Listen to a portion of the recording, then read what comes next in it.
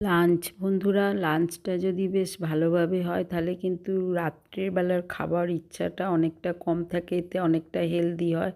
আর রাত্রি 7:30টার মধ্যে খেয়ে নেওয়া শরীরের পক্ষে খুবই ভালো। যাই হোক, সমস্ত রকম বিট, গাজর, বিনস, দেখতেই পাচ্ছেন, টমেটো, চিংড়ি মাছ দিয়ে পুঁই মিরচুলি বানিয়ে নিয়েছি। বাঁধাকপির তরকারিটাও চিংড়ি মাছ দিয়ে বানিয়েছি। শীতকালের সবজিগুলো যদি খান, এতে সার কম থাকে। আর একটু গরম জলে বাঁধাকপিটা জল ফেলে দেবেন, কারণ বাঁধাকপিতে কিন্তু সবসময় সার থাকে। আর হেলদি করে খাওয়ার জন্য এটা খুবই জরুরি। ছোটো মাছগুলো খাওয়া ভালো, এতে কিন্তু চর্বিটা যেহেতু একদমই থাকে না, এটা 2-4 পিস বেশি খেলেও কোনো অসুবিধে নেই।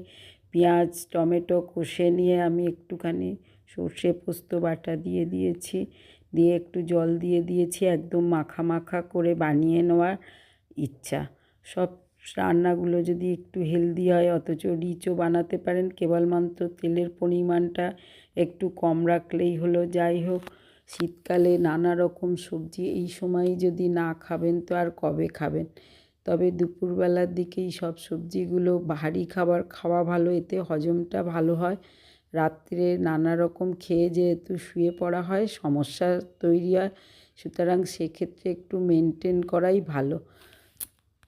শেষের তরকারিটা একটু ধনেপাতা ছড়িয়ে দিয়েছি, বুঝতেই পাচ্ছেন কতটা হেলদি হয়ে গেছে। শীতকালে কিন্তু টমেটো আর ধনেপাতার উপরে নির্ভর করে অনেক তরকারি বানিয়ে ফেলতে পারবেন।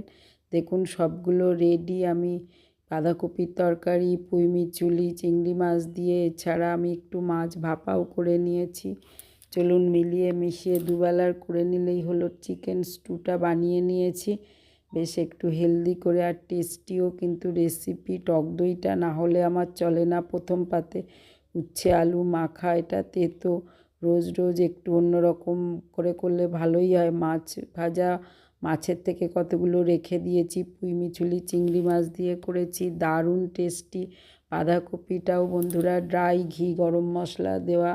আর মাছের ঝালটা তো দেখেইছেন, এরকম মাখা মাখা ঝাল করে দেখবেন, দারুণ খেতে লাগে।